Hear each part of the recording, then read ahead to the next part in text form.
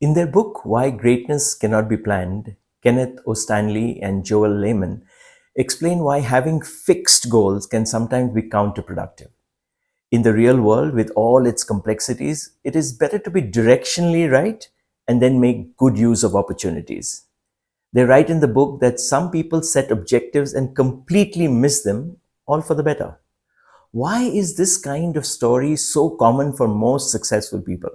Why don't they need to stop and meet a career counselor? Now, at heart, it's not a mystery.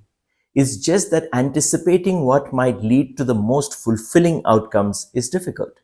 As with all open ended problems in life, the stepping stones are unknown. So, when you go out into the uncertain world, sometimes it is wise to hitch a ride with serendipity.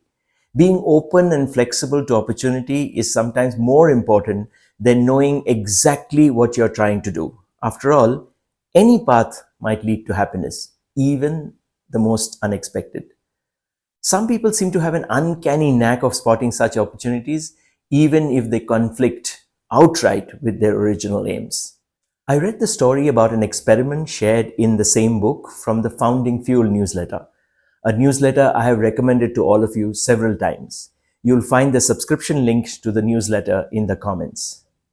Welcome back to Stories at Work, a series where I share real stories from across the world that you can use when you want to drive home a business point.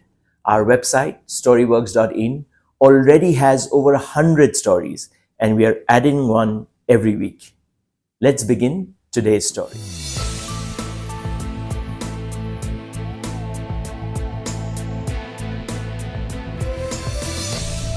In an interesting experiment by Richard Wiseman, a professor at the University of Edinburgh, subjects were asked to count the number of photographs in a newspaper. Easy task, right? Now, it turns out that those who focused on the goal of counting the photographs took significantly longer to complete the task than those who were less focused on the objective. Why? Now, the more open-minded participants noticed that on the inside of page 2, Wiseman had written, "Stop counting. There are 43 photographs in this newspaper." Now, while you might say that noticing that answer on page 2 is only luck, the deeper lesson is that focusing too much on your goal can actually prevent you from making useful, unexpected discoveries.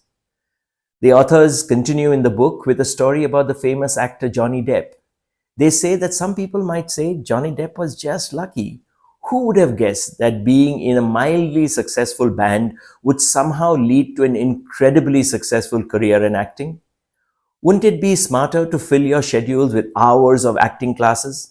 But starting a band was the right stepping stone for Johnny Depp, though not so much because it was logically done or planned. It was simply that Depp wanted to make music and was open to opportunities when they came.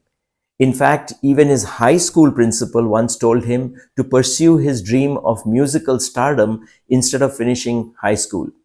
Now, while his music career never blossomed, it turns out that joining a band had some unexpected benefits.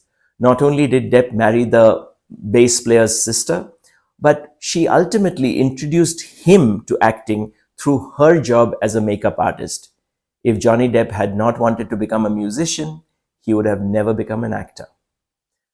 So, are you prepared to let serendipity play a bigger role in your journey?